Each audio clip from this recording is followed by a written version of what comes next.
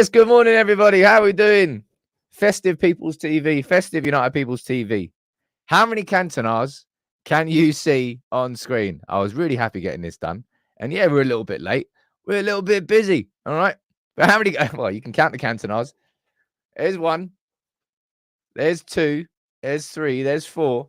And there's 5 Cantonars. Come on, baby. I was well happy with that. But look, it's December. It's the start of the festive season. So we're getting a little bit festive here on United People's TV.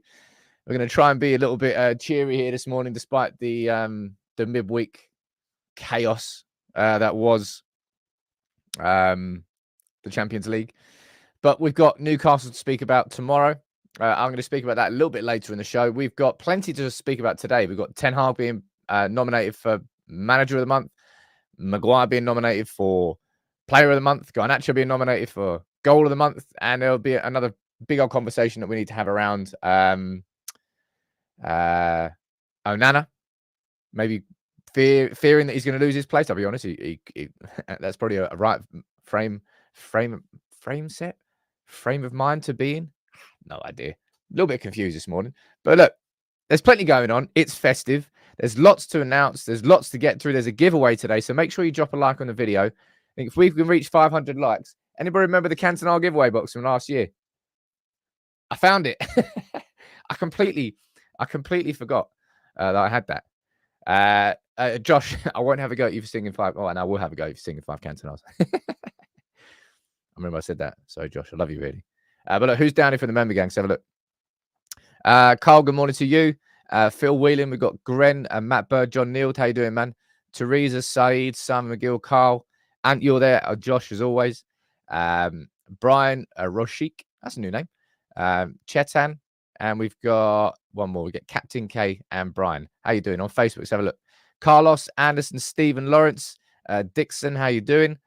Steve, Craig Knowles. Good morning to everybody. We're full on festive here today. As you can see from down here, this is the big festive raffle that we're doing here on United People's TV, right? It's a cracker, actually. It really is. The PS5 Slim launched yesterday, day before yesterday. God knows what. I think it was yesterday. It was either yesterday or the day before. But we're going to be doing a raffle. You can win a PS5 Slim and EA FC 24. And this raffle is going to run until the 18th of December, which gives me time to buy it and get it sent out to you so you get it before Christmas. All right.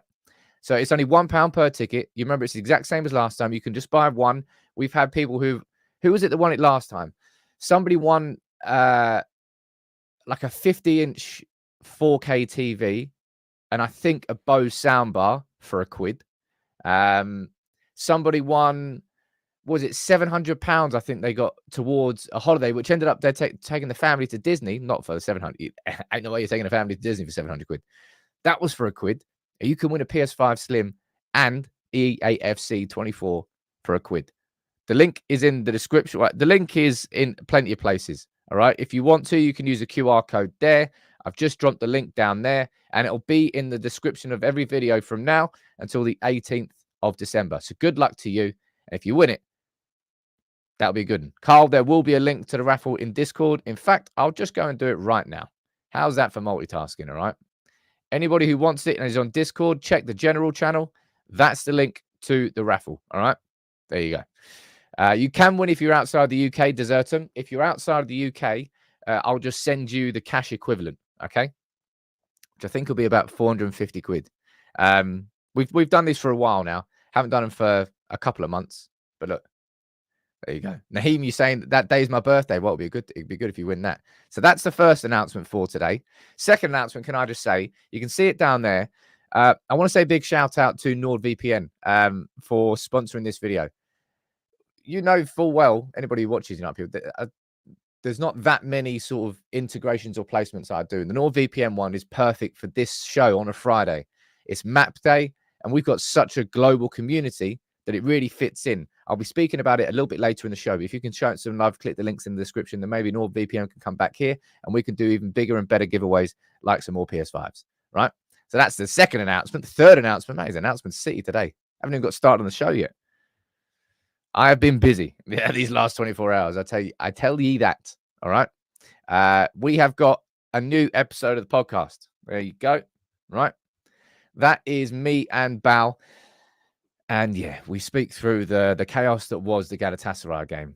We speak about Onana in detail. We speak about Man United's problems overall. We speak about Newcastle in the preview, maybe some changes that you'd like to see. Because, of course, we play tomorrow night at 8 p.m. So if you want to listen to it, please do. And if you can, just leave a 5-star review. It makes a big, big difference. There's so many United podcasts out there. And I do so much content on here. It's kind of hard to keep up with everybody. But I do try my best because on the podcast, it's an opportunity for me to speak to my pals who otherwise don't see that often because I'm working too much. That's that one done. All right. So that's how many announcements now? We've got the festive. What do you reckon about the studio? Do you like it? I think it's good. Got a little reindeer on the little Christmas tree there. Got 5 cantonars. I was well happy with my 5 cantonars. Shax, you're gifting 1 memberships. 1 membership? 1 membership? Oh, wow. Festive, I'll tell you what, I'm going to get festive this morning. Gungshi, you just gifted 10, and I'm going to match that. Because so all of you here, there's so many of you who tune in, who join in, who stay part of this wonderful community, even when we're not playing that well, right? And we haven't played that well, really, that much across the course of the season. And we're all still here. We're still alive and kicking. So that's 10 from Gungshi, and that's 10 from me. That's a little happy festive one. And if you can, drop a like on the video, because if we can reach, I can see there's 118 likes now, and we've got just over 600 watching. So there's 500 of you right now that can like the video. Once we reach 500 likes on YouTube, I'll open that and I'll do a giveaway as well. All right. Bring back the mannequin, says Dan. Oh, come on, man. I spent so much money getting this studio professionally done. Can't go back to the mannequin. I'm not saying that. Never say never and all that. I'm really proud of how professional it looks. But that there is 10 from, that's 10 from me. That's 10 from Gungshi. And that's 1 from Shax. Let's go one nice big one. Well, not that big because it'll blow your ear off. But that's 21 of you who should join in the Discord. And I'll tell you what, this community, right? I'll say this quickly before we start the show. I've always wanted to keep doing more for the community because the community is at the absolute core of this channel. And I think because I've been so busy doing so much content, that I haven't done enough. So what I'm going to be doing now, hopefully soon, and this is exciting, I'm going to be bringing on like a proper community manager. I've had one before with Dan. Big up, Dan, if you're watching. But this one I want to make even bigger and better. And this is going to be sort of making that we're going to be starting quizzes and trivias in the Discord, more giveaways, more proper Q&As that I've always been wanting to do, but I never have. It really is a start of something. I think 2024 is going to be the best year for this community. So there's 21 of you who can join the Discord and join the members only channel in there. Please do. All right. Nearly 10 minutes into the show. We haven't even started yet. There was a lot of announcements to start off with. Apologize about that. Right. Alan, you're saying the Discord will be better if you have video sessions. Trust me, dude, this is all going to be happening. It's just I haven't had the ability to manage it all myself. There's just too many wheels, too many plates spinning. So that's why I'm going to be bringing someone on board to help with that. All right. Now let's get into the show. Let's get into the news. And some really exciting news. Massel, look, you bought 5 raffle tickets. I hope you win. I hope somebody will win. And somebody's going to win a PS5 Slim, maybe for £1. And that will make someone's Christmas. All right. But look, Ten Hag is nominated for Manager of the Month. And I'm looking through this and I'm thinking, I mean, he's got to win that. Eddie Howe. So Newcastle, if I remember correctly, they beat Chelsea and Arsenal. And I think they lost the game in between. Is that right? Luton got a draw away at, draw at home against Liverpool. And I think they beat Crystal Palace for the first win of the season. And then they lost against us. We had 3 wins, 3 clean sheets. Ten Hag should be winning Manager of the Month. Right? Shax, you're saying you tried to create an account of Discord, content add teams, but no response. I have no idea about that, man. Just keep... If you need to... Well, I'm trying to think of who you can reach out to. No one quite yet, but if anybody's having any problems, we can keep helping with that. And Iraola at Bournemouth. Ten Hag's got to win it, right? And I'll tell you what we should be doing as a community here. I've got the link right here. Let me pop this down here. This is going to be Link City, the comments today. And we've thrown in tons of links. This one right here is for the Premier League. And you select your Manager of the Month. So I'm going to go down here. I'm going to vote Ten Hag. All right. I've read and agreed. I'm logged in. I don't want to receive anything. Go away. Enter now. You have entered the competition. Oh, I don't want to enter a competition. But anyway, I voted for Ten Hag. You vote for Ten Hag down there. Next up, Harry Maguire, man. He has really come through in these last 6 weeks or so, right? In terms of his performances have progressively been improving to the point where I think that performance against Galatasaray, I called it like a Colossus performance. It was it felt like a really good Harry Maguire performance overall. Yeah, we conceded 3, but it is ridiculous how often our defenders are faced with midfielders running straight at them. It really annoys me, and I'm going to speak about that in the show. But Harry Maguire is nominated for Premier League Player of the Month, right? So this link here is where you vote for the Premier League Player of the Month. So we're going to go through now, and we'll vote for Harry Maguire. Vote now. Where is it? Where do you vote? Down there. That one there. And vote. I'm not a robot. There you go. Right, so we vote for Harry Maguire. So that's that one done. And then next up, I mean, surely that's a given. Even taking like your red tinted glasses off, surely Garnacho winning that award is an absolute given. All right, go down here. Alejandro Garnacho, thank you. You have voted. I mean, if there's anything apart from Garnacho, that's disgusting. That's disgusting. But that will be Alejandro, which is a shame for Elise. Elise was really good against Luton. I remember that. Sterling's free kick against Newcastle. Trying to remember what other ones I got up here. Oh, mate, Sarabia's was class. Remember that touch and volley against Spurs? That was pretty. Yeah, that was a top tier goal right at the end. But Garnacho, it can't be anybody else. Cannot be anybody else, right? That's why I think so.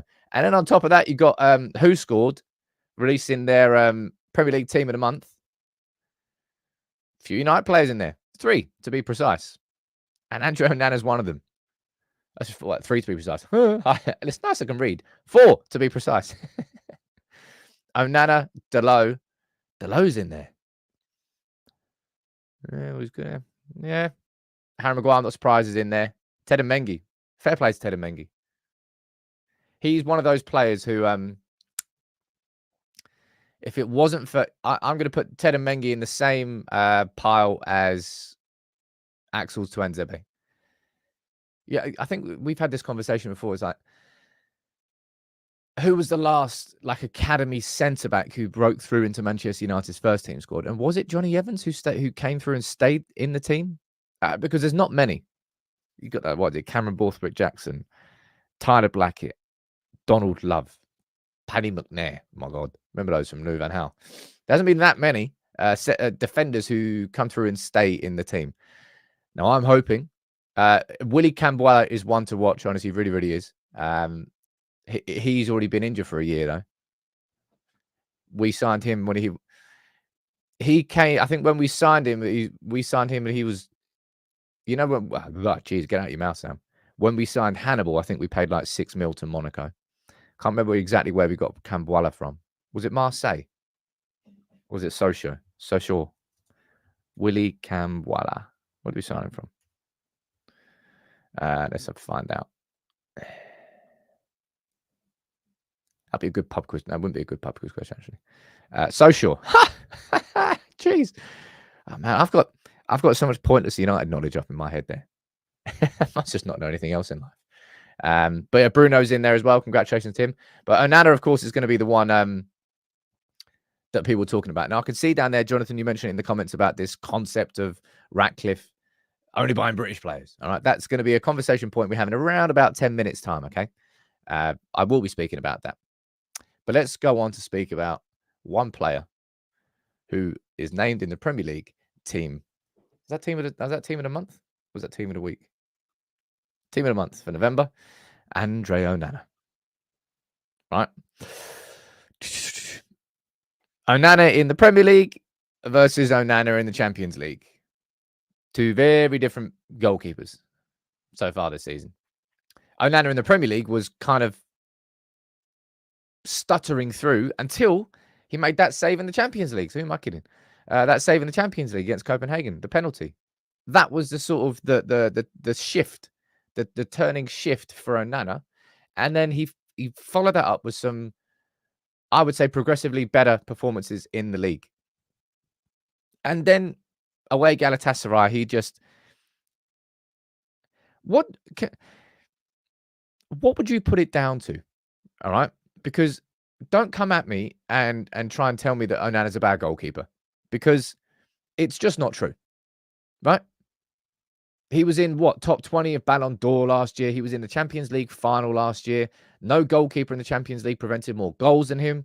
So he's a shot stopper. He can be a shot stopper. It's not the strongest part of his game. But I mean, it must be upstairs, right? It must be upstairs. That's part of it. Kenny is another part down there, right?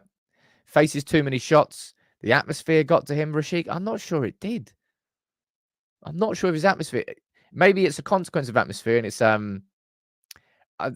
Graham, you've said it there, and I think it's a big part of it, man. I think it's a lack of concentration. Who was it? Was it Aaron Ramsdale who did an interview and said, "Yeah, just sometimes I switch off." I don't know why on earth a goalkeeper would ever say that in a public interview, but he said, "Yeah, I'll be honest. Like sometimes I switch off when I'm on it. I'm focused. I'm like one of the best in the world, but I can just drift. I can just drift in and out of a game like that." I swear it was Ramsdale. And if that was a United player and I heard that from a United goalkeeper, I'd be like, red flag, red flag, red flag. But Onana's just seemingly making everything difficult for himself right now. Okay, and you're reaching the point where we're seeing articles like this, both from the Telegraph and the Times, both published around about within the same 30, 45 minutes of each other yesterday. Onana fears over Manchester United's place. Onana's worried the Cameroon duty could cost him his place. And I'll be honest, he should be worried, because I'm not just talking about his form itself, but let's rewind and remember what happened with Dean Henderson and David De Gea, right? Going into the tail end of the 21-22 season? I mean, God knows when it was. Doesn't really matter. Going towards the tail end of the season, and David De Gea had so many howlers that Dean Henderson sort of popped in. Solskjaer gave him his chance, and he kind of ended up being Man United's first team goalkeeper. Going into the summer, in pre-season, all the expectation was that Dean Henderson was going to start for Manchester United at the beginning of the season. And then what happened? Dean Henderson got COVID. When Dean Henderson got COVID, David De Gea then came back in, grabbed his opportunity with two hands, and ended up really refinding his form. And then Dean Henderson just he got pushed into the shadows again. And that's when Dean Henderson got really angry and he didn't cope with it well at all. So there is a chance here, right, that Onana goes away with Cameroon, and Bayindr plays so well in the games that he has that Erik ten Hag looks at him and goes, well, right now, a bit like Varane over Maguire. Sorry, Maguire over Varane. A bit right now, I can't take Bayindr out of the team. I'm sorry, Andre. Ten Hag is not dropping him for this game of the weekend. So anybody suggesting him, I would be staggered, given how I've seen Ten Hag manage his squad so far. I would be staggered if he drops Onana. There's a couple of super chats there. Let me read these out, and then I'm going to sort of get your opinions up on screen here. But let's have a little conversation around Bayindr and Onana. Chidi, you're saying, thank you very much, dude. You're saying both times he's trying to anticipate a second one from Martial, tried to head it, then last second pulled out, and he tried to anticipate the touch pull from him. Yeah, we mentioned this in a podcast yesterday, actually. Bal said that about Martial pulling his head out of the way. But positioning just felt wrong on both of them. Like the position, the setting up of the wall of the first one was just poor. If it was correct and you weren't allowed to have an opposition player within a meter of the wall, then the goalkeeper should know that rule, or the defender should know that rule, or the referee should know that rule. How is it that nobody knew that rule? Maybe it's just that confusing. Maybe it's a new rule that came in. I don't know. And what are you saying, sir? You're saying a great team mitigates mistakes, a bad team compounds them. Simple as that. He's not the only one on the pitch, and it's a wise comment there, I would say. And I know that people just want to pretend that, okay, You take Onana out of the team and you put Bayindr in the team. Oh, problem solved. Problem solved, ladies and gents. Man United, flying. This is the bigger problem. Now, what I was going to do this, I was going to do a video on this yesterday, but I didn't have the energy for it. I wanted to wait until after the Newcastle game. So I thought it might kind of get lost in between the busy games that we've got. Manchester United, in our last 4 games, have faced 71 shots. I'm going to say that again. In our last 4 games, Andre Onana has faced 71 shots. And those 4 games are against Copenhagen, Luton, Everton, and Galatasaray. 71 shots, right? With a goalkeeper like Onana, you're bringing him in for his strengths. And we all know what they were when he came in. We've seen 0 of that because right now we're not playing out from the back. And probably if you're looking at the assets of his games and the strengths and the weaknesses, you're probably going to be putting shot stopping as probably one of the weaker compared to his distribution on paper. And it's a flip reverse at United. His distribution is actually worse than his shot stopping in the league. But for United to concede 71 shots, that right there is the problem. All right. So I'm not suggesting that it's impossible that United slightly improve. Okay.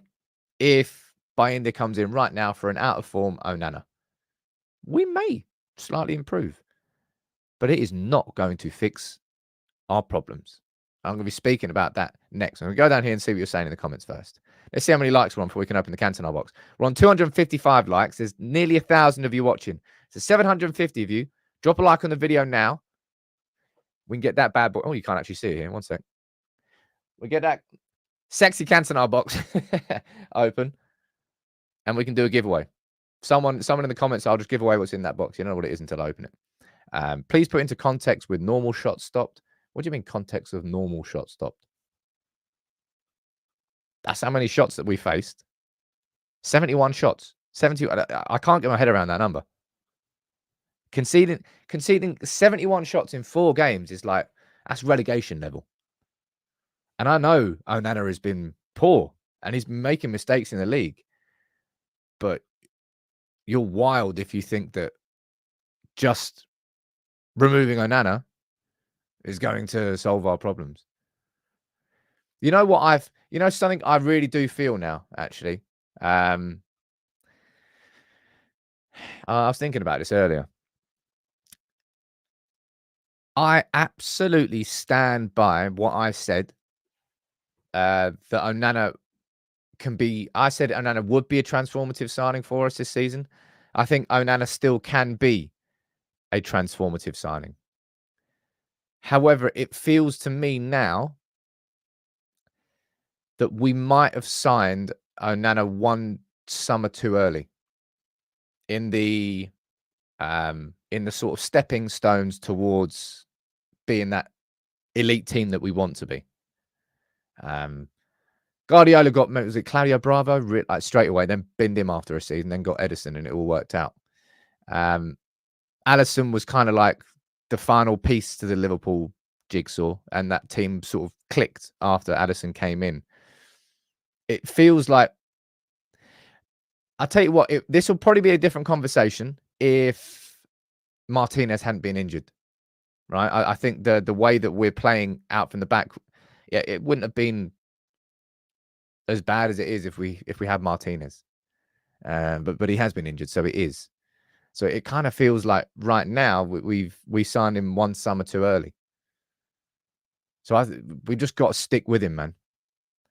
And you're saying the other consideration is whether dropping him's got a negative effect too.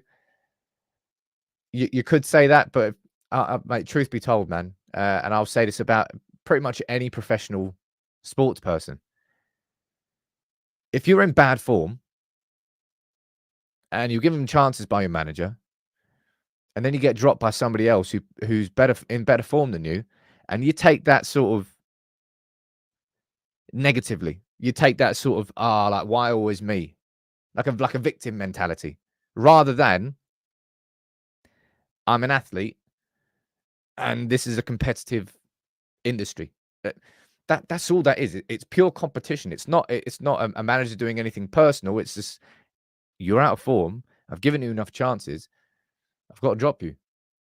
It's part of the job. And if you can't take that sort of, because it's semi-constructive criticism. It's not just booting a player out for no reason. But yeah, what I was saying there about our big issues, right? I will quickly speak about that. I'm going to speak about McTominay next. I'm going to speak about Kobbie Mainoo, about Sofian Amrabat, and the overall problem in this team. Spoiler alert, it's not Onana, all right? But please, if you can, just give me 60 seconds of your time so I can say a big shout out to NordVPN, and then we'll head back into the show. I just want to take a minute to thank the sponsors for today's live show, NordVPN. And we've got such a global community here in United People's TV, people tuning in from all around the world. I think all of you could benefit from a VPN in the same way that I have. Let me explain what a VPN is. VPN stands for Virtual Private Network, and it encrypts your data, and therefore it encrypts your identity. You can protect yourselves, especially when you're using public Wi-Fi, and it's there to make your digital life smoother and safer. It's exactly what it does. There are different ways you can use it to your own benefit. One way I used it was when I was out in Ghana. I used NordVPN, changed my location back to the UK. There's thousands of servers in over 50 countries, and I changed my location back to the UK, and I watched Match of the Day, stuff like that, stuff that you wouldn't otherwise be able to access. And that's what NordVPN allows you to do. Not only does it make it safer, it makes it better. And if you've never tried a VPN before, I would really actively encourage you to try NordVPN. There's a link in the description. Click that, and with that link, you get 4 months free, and there's a 30-day money-back guarantee. So it really is no risk for you to give it a try. I think you'd enjoy it.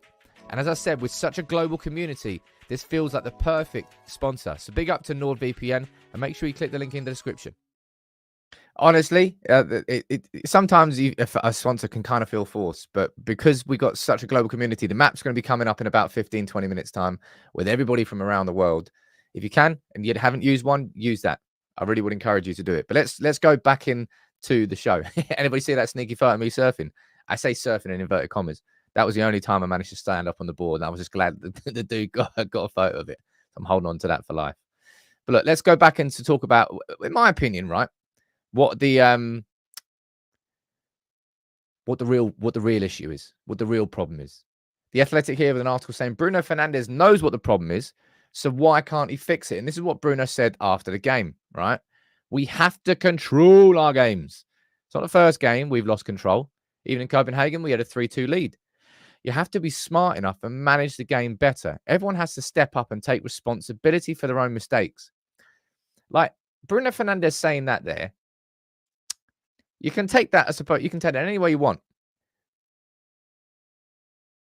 Because I think an argument that's being had right now by a lot of pundits, maybe some United fans as well, is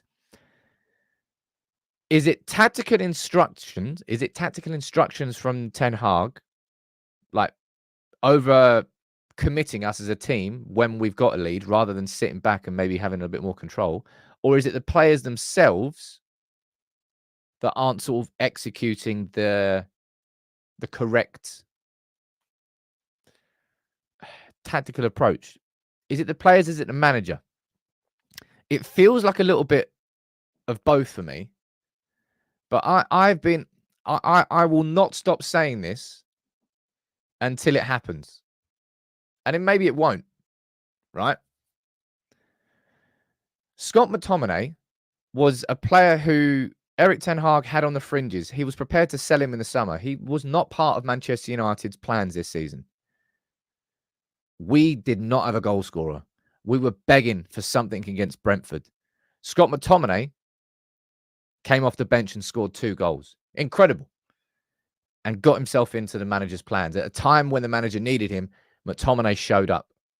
And he scored some really important goals. then scored again away at Sheffield United, and just at a time when Ten Hag needed his team to sort of step up. It was Maguire and it was McTominay who came through. He helped him through that period.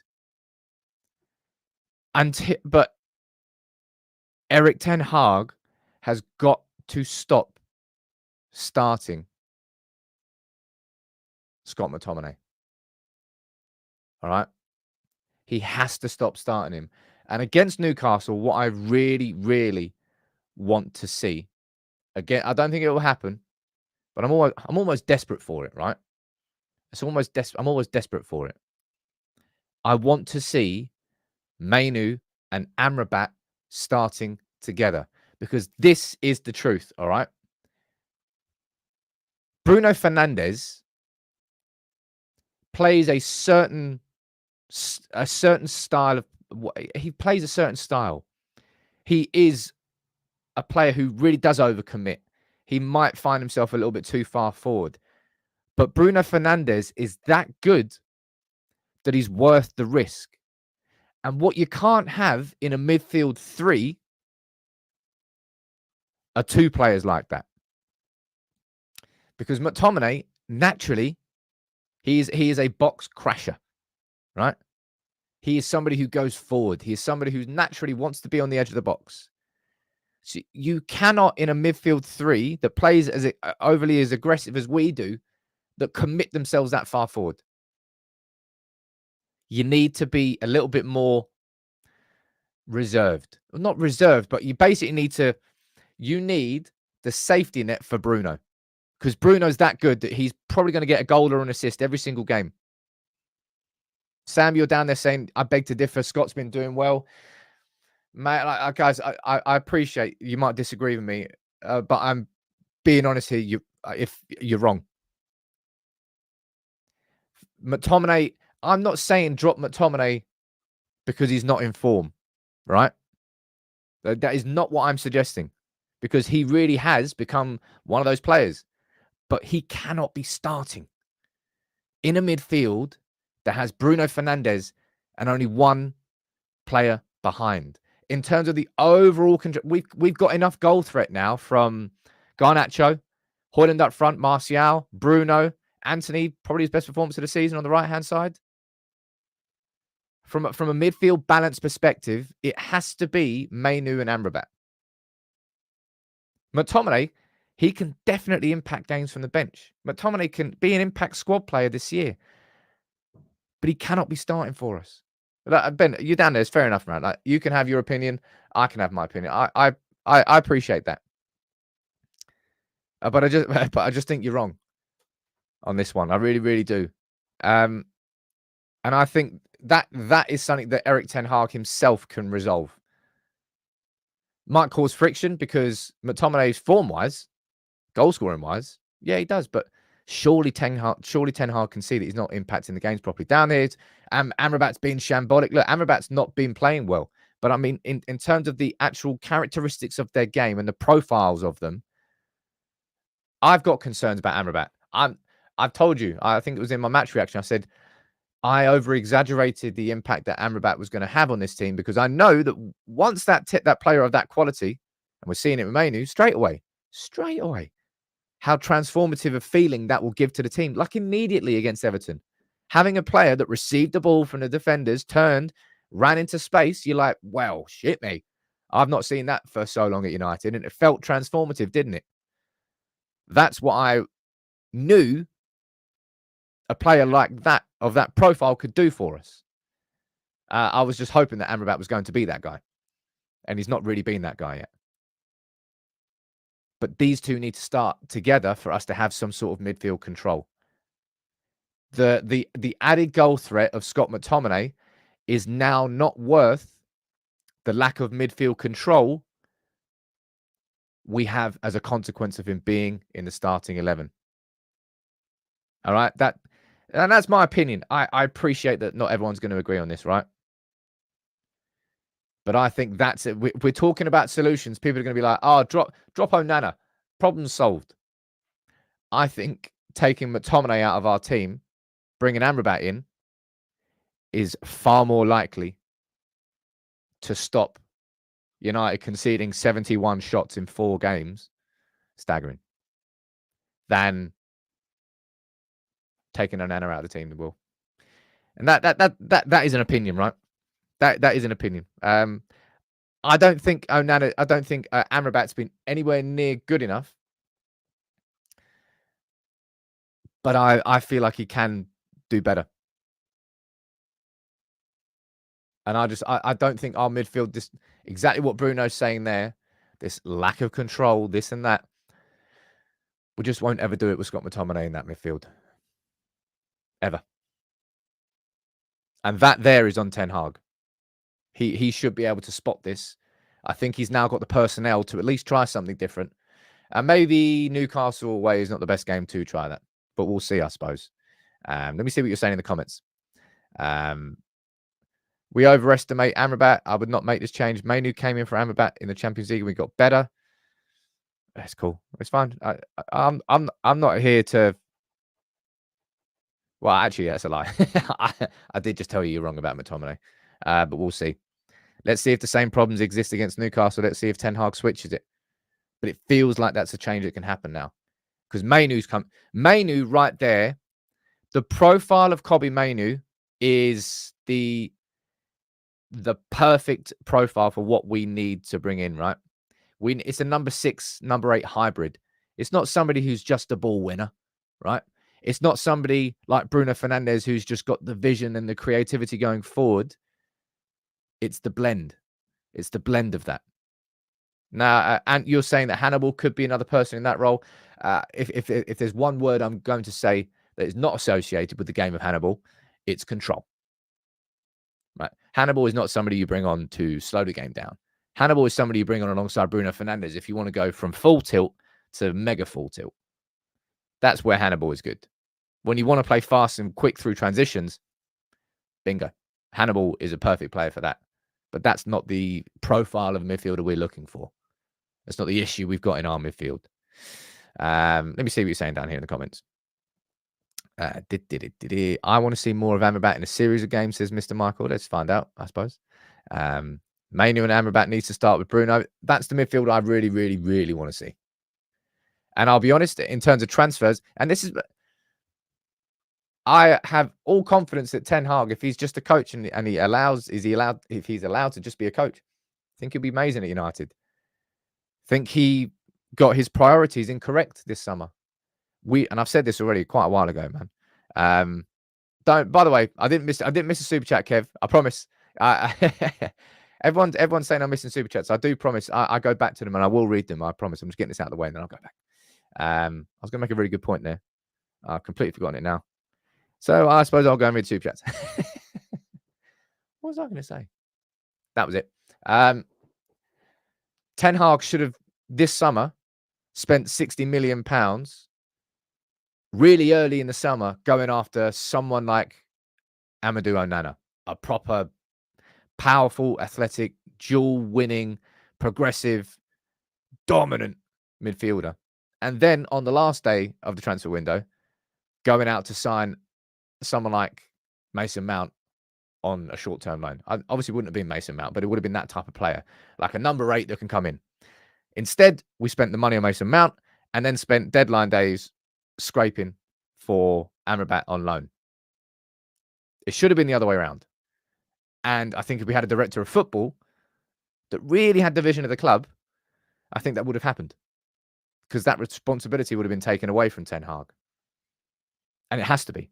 His power has to be reduced at this club for us to be long-term, sustainably successful in the long term. Right. There's a couple of super chats here. I was never going to miss these, I promise. Pro Stories Rex, what are you saying? Morning, Sam. I agree. Ten Hag has to treat Onana like he did Maguire. Maguire is earning his place now. Also, come on YouTube. The stream is showing 44,000 likes. Jeez. No, we're on 370, which means we only need 130 more, and we'll open the Cantona box and we'll do a giveaway. So if you want to get involved, there's 1,000 of you watching, and we only need 100 likes. So 10% of you, drop a like on the video. I don't think Onana will get dropped for Newcastle. But if he goes to the African Cup of Nations, he drops himself. And it's a risk he's going to have to take. Because remember, Onana hasn't played in a competition with Cameroon for a long time. I think he fell out over his playing style. I actually think he fell out with Samuel Eto'o completely. Who I think is the president. Is he the president? I think he is. So he might go in, he might not. It's a risk on his part. Kevin, this is a really nice super chat, man. Thank you for this, dude. Saying, Sam, thank you for creating content with genuine integrity. I understand it's hard not to waver sometimes, but this community appreciates it. It is hard, Kev. It is tough, and there's a lot out there. And there's, truth be told, there's content online for everybody. If you want to get just loud, shouty stuff, there's going to be a place for you. I try and do things a bit differently. We've got our own style, our own vibe here, and it is community driven. And I do try to make it as engaging as possible. And I can promise you, and hand on heart here, it is about to get better. When I bring someone in who can properly help me give this community what it needs, then we're going through the roof. All right. And it's going to happen. And the software, I'm going to say a promise now. All right. Before the start of 2024, we're going to have brand new software here. And trust me, when this software comes in is when I'll be able to do live call-ins from Discord during these shows. It's going to be so much more interactive than it is, but it's a lot of work. And because the live shows are such a big part of me, sometimes you're a little bit scared of change. I'm like, well, this works. Do I really want to go there? Because there's a lot of hurdles to get through, but we'll get there. We'll get there. So, but before the start of the new year, that software is going to be coming in. Famous last words and all that. Gungshi, man, you're a legend today, man. Well, you're a legend anyway. You just gifted another 5 memberships. That means 15 from you today. What a don. What a don. I need a hero. Well, I don't know why I'm singing that. Let's go on here. Last 10, 15 minutes of the show, we'll talk about this, right? This came out yesterday from Sammy Mockbell, I think. Yeah, it was Sammy Mockbell from Daily Mail. Jim Ratcliffe's Britpack. The article was suggesting that Jim Ratcliffe is going to come into Manchester United, become our manager, and then switch our focus in transfer policy to looking more towards the UK market, bringing in more homegrown talents.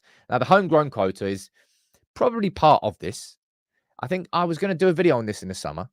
And I can't remember why I didn't. I think it was just there were so many videos I was doing. But Man United were right on the edge of the homegrown quota. And especially if Maguire and McTominay left.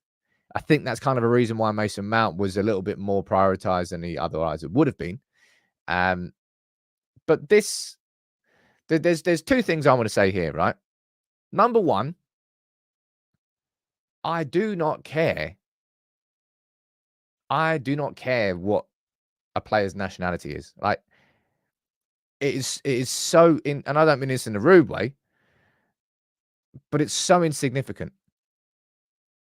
You can be from Botswana, you can be from Brazil, you can be Irish, you can be Swedish. It doesn't matter to me. Are you a good footballer? Yes or no? Good. And in you come. That's the first thing I would say. And the second thing I would say is there really are some seriously good English, British talents that we could bring into this club. Like I think Ivan Tovey is way overpriced. For one we could look at. Mark, is that guy here as well? Next to him as well. From Crystal Palace. I think it is. He could come in too. Jared Branthwaite from Everton is another one. Evan Ferguson's being mentioned down there in the comments. I think it's kind of half to do with the homegrown concept, but this might just be paper guff. Hence why we're only speaking about it, 45 minutes into a show. Dude, I don't mind. It really doesn't. There's a lot of love for Botswana in the comments. I don't know where Botswana came from. It really shouldn't matter where any player is from. If they're good enough, then that's all that matters to me. But maybe that's partly to do with the homegrown quota. Not sure. Now, James, you're down there speaking about a transfer, which I'm going to speak about right now. Actually, no. Let me see what you're saying down here in the comments about this first. Botswana shout was random. It was actually. Diego, That's a nice comment saying, Sam, you're the man. I appreciate finding this community. We all want our team to be on top again. Sometimes we disagree with respect. Yeah. If you disagree with me, you're wrong. Get out of the channel. No, not everyone agrees with me. Jeez. I've been spectacular. What have I been most spectacularly wrong about? Let me think. Me saying that Amrabat could be transformative was a massive swing and a miss so far. I'm still hopeful of him improving, and I think he can. I think you play him alongside Mania, I think it would get better as well. But he's definitely not had the impact that I wanted him to. I said Onana will be a transformational signing. I absolutely stand by that. I think now that the season has progressed, I think it feels like we might have signed in one window too early and that money should have gone elsewhere first. Hindsight and all that, maybe. Maybe that was obvious in the summer. Maybe I was wrong. But I still think he'll come good. Maguire, man, I went in heavy on Maguire. Casemiro transformation. Oh, Alan. Yeah, that's a good one, that. I think I said it was going to be a monster. No, Kieran's mentioned James Wilson. Why is it that people still remember that? I think it's because I told you. That James Wilson one will probably go on my gravestone. Harry Kane would block James Wilson's progress at United. Yeah, that's the worst. That is the worst take I will ever have in my entire life. Nothing can ever possibly top that. That was bad. What are you reminding me of that for? It's supposed to be festive, right? It's supposed to be a nice community here, and you just hear bullying me in front of my friends. But look, let's speak about this. This is news that came out yesterday. By the way, we only need another 60 likes, 70 likes. There's 1,000 of you watching. Only 70 of you. Drop a like on the video. We'll open that bad boy and we'll do a little giveaway during the show as well. It is proper festive today. And we've still got a map to go too. Yeah, man. Wan-Bissaka, yeah, there's another one. Yep. As I said, look, sometimes you get it wrong. But if you get it wrong, go back and call yourself out. If you roast yourself, then it's like Eminem in the final, the battle in 8 Mile at the end. If you get it all out, then nobody's got anything to come at you with. And then your negatives can be used as strengths because, yeah, it's actually a good way to approach yourself in life, really. Mate, I might have to watch 8 Mile later. I love that laugh battle. Everybody from the 313. 5 Canton. I'm still appreciating 5 Cantonars. Right. Let's speak about this. Let's annihilate this name. Serhu Girassi. Serhu Girassi. I think that's what I'm going to go for. Right, Stuttgart's striker. So Ed Aarons from The Guardian, who works with Fabrizio Romano, is saying that Manchester United have shown an interest in signing him. He's got a £15 million release clause. He's been banging him in for Stuttgart this season, right? Banging him in. Manchester United, clearly what we are doing here, we've got Serhu Girassi now we're linked with, and now Timo Werner as well last week. I think it's clear that we're doing the groundwork for a cheap striker signing in January. Somebody to be a backup to Rasmus Højlund. And that's the player you mentioned the other day. Oh, there you go. You should be a scout for the club. Although I probably should have known who was the top scorer in the Bundesliga. Let's be honest. It's interesting. United are clearly doing some groundwork on strikers. I think we had this conversation earlier this week as to if you're going to choose one position that you would sign someone in January, would it be a centre back or a striker?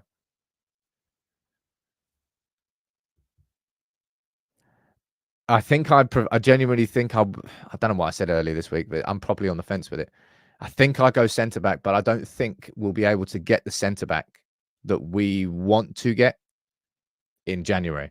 Whereas I think there's more likeliness that we can do a cheaper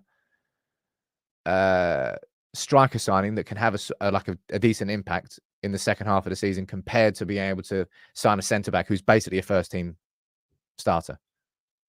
I just don't think that's realistically going to happen in January. And then we spoke about Bruno coming in. He was a first team player. Mata when he came in, that was just a desperate ploy from United and Moyes to sort of like, oh, the season's sinking. Mata, yeah, you'll do. Other than that, we don't really make huge signings in general. There's no point talking to me about Vidic and Evra because they weren't first-team players when they came in. They turned into first-team players. Carl, you're saying, Sam, do you think they will strike a deal for a striker in the winter? I mean, it's looking like they're doing the groundwork. And Fabrizio Romano speaking about it, saying, look, United are putting in this groundwork ahead of the new sporting director coming in. And truth be told, what is it? 1st of December now? I ain't got no. Let me try and find out when this statement came out from Mark Kleiman. 25% takeover within fortnight. That's what he said. It was on Sky News. There you go, right? This was the article that was released from Mark Kleiman. Look at the date. 3rd of November. That's nearly a month ago now. 3rd of November, and down here he said, look, where is it? That's where it says fortnight somewhere. Blah, blah, blah. The deal is expected to be announced within a fortnight. So a month ago, it was expected to be announced within a fortnight. And we're still waiting. So Sod knows how much impact. I don't even think we'll have a director in by the time January comes around. I think we'll have a new CEO. I think we'll have Jean-Claude Blanc. I imagine he'll be in before 2024. But I don't particularly think we're going to be having like a Paul Mitchell type character. Don't know. How about Ivan Toney? Says Clarky. Look, I already spoke about Ivan Toney earlier. Hey, dude, Ivan Toney would be an amazing signing. He would have been an amazing signing last summer. We all spoke about him quite a bit of detail here on the channel. Fits, work rate, quality, tick, tick, tick, tick, tick. 75 million plus. We can't afford Ivan Toney because Brentford are going to put a mad price in because he's got like 15 plus goals in the Premier League proven, and that's worth a lot of money, right? That's worth a lot of money. Jonathan's saying Dougie is favourite now. I read, not Mitchell. Loads of different things going around. We spoke about Paolo Maldini. I think he looks like he's on his way to Saudi Arabia. I don't know whether Paolo Maldini was ever an actual genuine candidate. We spoke about him and Ricky Massaro. We spoke about Andre Berta from Atletico Madrid. And there was that other one from Atalanta. I can never remember his name. Begins with L. Maybe, and then there was a suggestion you might be able to get both Paul Mitchell and Dougie Freedman in and get them to work together in tandem. Don't know. Sam saying any youth striker worth mentioning? Well, Joe Hugo was the one that's coming through. He's been on the bench. I think at Galatasaray. I think he was on the bench against Everton. I think he was on the bench. If there's going to be anybody, it's going to be him. But not really. Adam's saying, isn't it strange? 2023 is ending this month. That was quick. I swear everybody sort of says that towards the end of it. Oh my God, I can't believe how quick this has gone, that's gone. Maybe it has gone quick. I don't know. Let me see what you're saying down here. Look, I'll tell you what. We're just under 500 likes, so I'm going to get the box out. Jonathan saying, you trying to still wind me up about James Wilson? Rightfully, I should never live that down. I have to be honest. Let me get the Cantona box.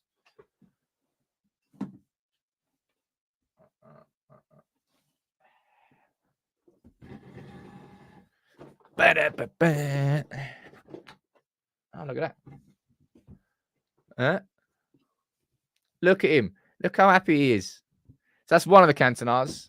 We've still got one there. 1, 2, 3, 4, 5 Cantonas. Right, let's get the box open. So I'm gonna. I think last Christmas I did loads of like Advent calendar giveaways. This one, I've got one of these bad boys left over. I've been holding on to this. I love it. It might be my favorite retro. This one. What year is that? Is it 92? I can't remember what year it is. This is class. I'm trying to think. How should we give it away? Right. Let's have a quick think. Let me put that over there. Let's get a quiz question. Right. Let's get a quiz question. All right. Let's have a look.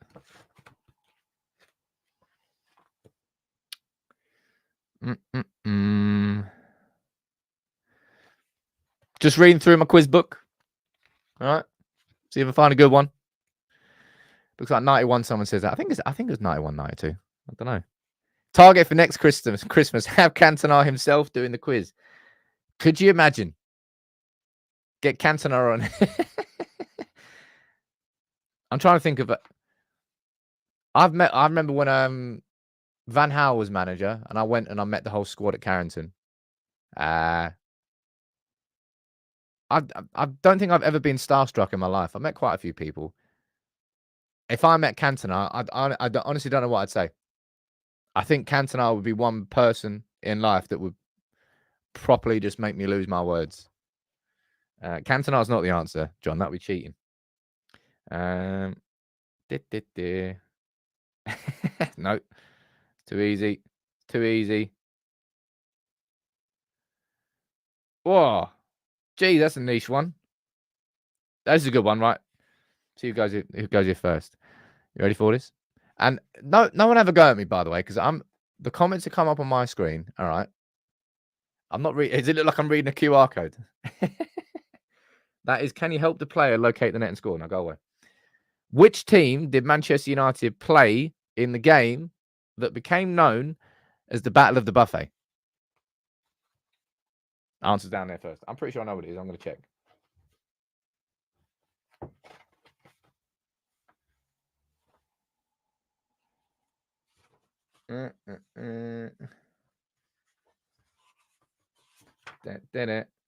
So I'm pretty sure it's Arsenal. Let's have a look. Make sure I'm right. Yeah, of course it's Arsenal. Was that Pizzagate? I think that was Pizzagate. Right, I'm going to scroll up here because there are tons of people that are firing in Arsenal. I love these engaging sort of ones. They're good fun, aren't they? Right, let's go up here and I'm going to see the first name according to what my comments show that said Arsenal. There's plenty of you going up here to see who's first. Hey, look, you got in there. You won it, John. You won it, John. John Moulton, I apologize. You were a close second. We had Chris Cookie. We had Davis Southward, Chris Hall, Chris Fox, Ricky Thompson, Robert Boland, Nathan, and Ant. You all fired it in, but it was Jonathan who fired it in first. I would love to do like a little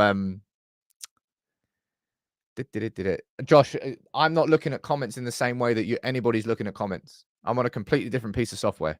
But congratulations to you, John. Slide into my DMs on Twitter and give me your address and I'll get it sent out to you. That's the first festive show done, right? AJ saying, bro, I was first on that. Look, man, it's Facebook and YouTube. You might have been first on YouTube, but it wasn't first on what comes in here. I've got Facebook and YouTube comments both filtering into this one here. All right. Congratulations. Everyone's like, no, it was me first. It was me first. I don't care whether you say first. It's what's on my screen. In fact, I'll take a little screenshot and I'll put it into. I will put this in Discord. All right. And there you can see who the first person was. Evidence for you. I tell you what, before we finish the show, let's not forget of what today is. And as I said, this is why I'll say one more shout out to NordVPN. It felt like a real natural integration. So that's why I brought it up on here. And can I say one more time, this, if you want to win a PS5 Slim and EAFC just in time for Christmas for £1, all you got to do is use that QR code or head over to this link here and you can buy yourself a ticket. It's only £1. There you go. Dean, you're asking if Discord is better. It's better, dude, and it's getting better. There's going to be a new team that's going to be coming on with me to help make it incredible. So make sure you join in. But look, let me see where you're watching from. Last couple of minutes of the show. Who have we got on the map? We've got Mali, Germany, USA, Slovenia, Norway, Czech Republic, Spain, Italy, Denmark, Canada, Australia, Norway, Australia, Denmark, New Zealand, all around the shop. Let's have a look. We've got Nikolai watching from Ruse in Bulgaria. Awesome.